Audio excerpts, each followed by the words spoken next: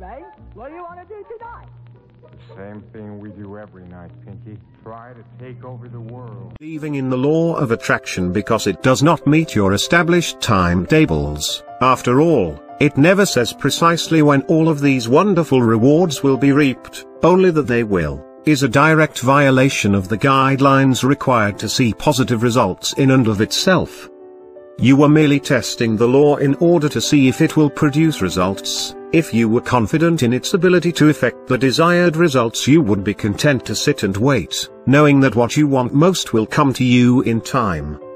On the other hand, the fact that you are not indicates that you do not have confidence in its ability to bring about the desired results. This means that somewhere in your being is a small kernel of negative energy, sufficient to throw a monkey wrench into the whole process of positive attraction. Remember, if you are vibrating negative energy, you will attract negative energy back onto yourself. 3. Determining ahead of time how and when you will attract what you want. Let the universe work.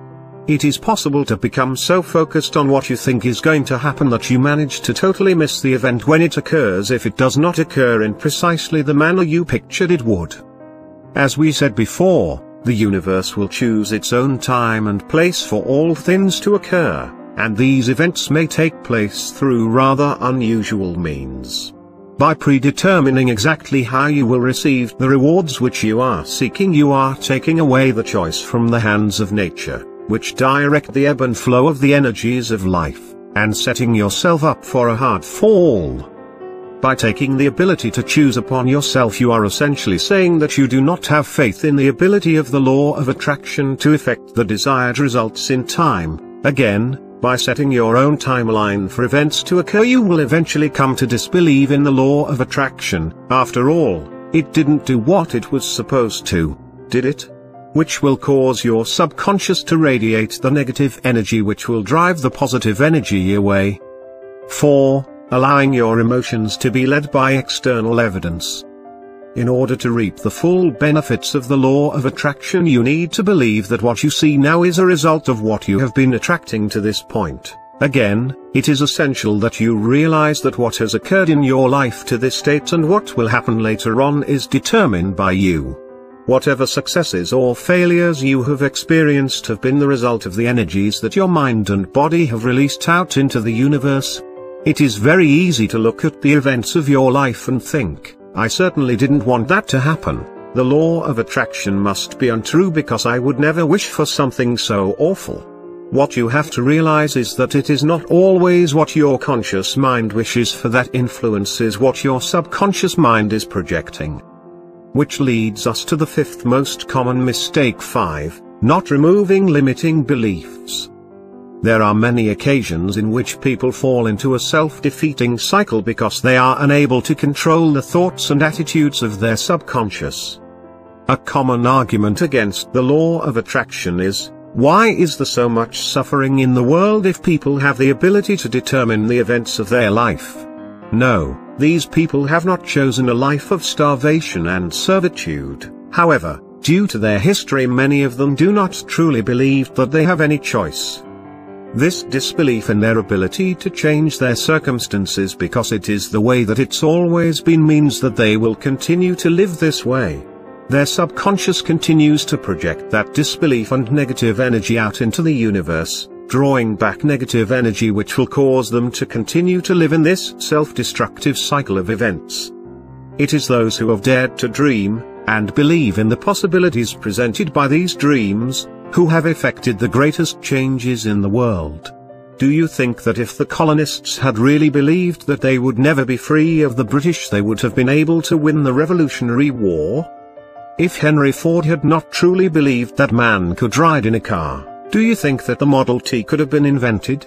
If women really believed that they were destined to live the rest of their life under the thumb of their fathers and husbands, with no say in the lives they would leave, that women's liberation would have occurred? The removal of limiting beliefs such as these is absolutely vital to the ability of the law of attraction to work as it is intended to. If you truly feel that the law of attraction is not working for you, take a moment to consider the things that you are wishing for. Do you truly believe that these events can take place? Or are you merely making idle wishes? Do you secretly believe that you have a 1 in a million chance of any of those things actually taking place for one thing or another? In order to project the positive vibes which are necessary to draw the energies of the universe to you, it is essential that you be 100% confident in your ability to effect a change and willing to believe that all of the events occurring up to that point have been a necessary prerequisite to bringing these events to be. The key to the law of attraction is the acceptance of your responsibility. When the voice and the vision on the inside become more profound, more clear and loud than the opinions on the outside, you've mastered your life. Science. There is a physiological foundation for positive thinking and its effect in creating the law of attraction. As you may recall from your high school science classes, there are many forms of energy: atomic, thermal, electromotive, kinetic and potential. Energy can never be destroyed.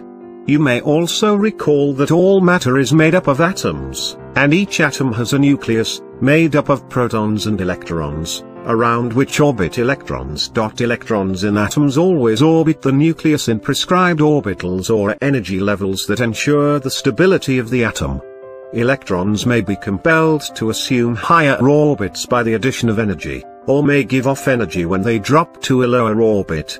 When it comes to vibrations, if atoms are aligned, they create a motive force, all pulling together in the same direction, in much the same way as metals can be magnetized by aligning their molecules in the same direction.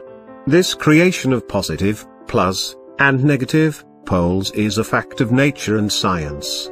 Suffice to say, science has shown that if there are physical laws that can be observed and quantified in one arena, there are most probably similar laws in other arenas, even if they cannot at this time be quantified. So you see, the law of attraction isn't a fancy term or new age magic, it is a law of nature that every atom of your body is constantly responding to, whether you know it or not. The ideas contained within this explanation were briefly touched on in previous explanations concerning the foundations of the law of attraction. However, in order to understand the controversy surrounding these assumptions, it is important that you first understand what these assumptions are. Supporters of the theory claim that the effectiveness of the law of attractions stems from its origin in the field of physics and its supporting facts in the field of quantum mechanics. After all, the primary argument against many metaphysical occurrences is that while their origins may be speculated on, these origins very rarely have more than a small amount of circumstantial physical evidence to back them up. Who is going to argue about the validity of a theory which, although assumed to actually be manifesting itself on a higher plane, has its roots planted firmly in the grounds of modern science? The law of attraction and subliminal programs. As the power of positive thinking has grown, there have been many products developed around this universal law. While you don't truly need any special equipment to maximize the power of the law of attraction, nor a teacher to teach you how to use it, the use of subliminal programs may be of help to some people. It is up to the individual to decide and seek programs that may aid in understanding and developing his own self. The law of attraction can all by itself ensure success in whatever endeavor you choose to undertake, but most may need the extra push. Once you have mastered the fundamentals upon which the law of attraction is built, either by yourself or with the aid of some products, you are ready to put it into practice. Subliminal programs. It is only fair that if you are studying the law of attraction, you learn a little bit about the various other subliminal programs available. This will allow you to compare them and be able to choose what tools to use or not to use to effectively apply the law of attraction in your life. 1. Subliminal Messaging. Subliminal messaging is one of the oldest forms of subliminal manipulation, and has been the one to face the greatest amount of controversy. The belief held by the believers in subliminal messaging is that since memories can often be pulled forth from the subconscious to the conscious mind, the subconscious must continue to have some effect on the conscious, whether the owner of said consciousness is aware of it or not. Those who use subliminal messaging attempt to use various methods to introduce an idea to the subconscious. which will then transmit that idea to the conscious when the proper occasion arises. This is done through the introduction of a brief, often 1/1000th of a second, to the audio and/or visual senses. This message will be so short that the conscious mind will immediately disregard it as being unimportant, while the subconscious will take the information and store it away. Subliminal messaging was first introduced in the late 19th century and was introduced in the 1950s as a possible marketing tool. Mr. James Vickery claimed that during a film shown in his New Jersey theater he had used a tachistoscope to broadcast the words "drink Coca-Cola and hungry?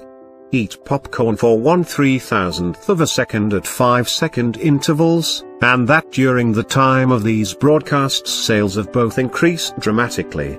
This sparked a huge debate among the people of the United States, who were afraid that the government would now use subliminal messaging to attempt to control the things they thought and did. They would not be able to do anything about it because they would never know. This controversy led to the banning of subliminal messaging for any type of marketing purpose. Although Mr. Vickery later admitted that the experiment had been a fraud, the concept of subliminal messaging had been brought out into the open, and its possible benefits have been explored at length.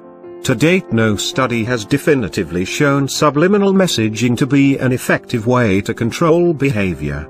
However, many have used them successfully to modify a variety of habits and undesired behaviors. And 2. Affirmations. Affirmation is the firm declaration of something to be true, and is intended to convince the mind that what it wants to happen will. For example, stating over and over again, "I can get any job I want," is intended to instill in the mind the confidence to go out and get any job that it wants. This resembles the law of attraction, but is not sufficient to sway the subconscious until other methods are employed as well. Wikipedia describes affirmation as so. This was interesting, showing very well how affirmation and the law of attraction are joined together, and would not have been the same if it was altered in any way.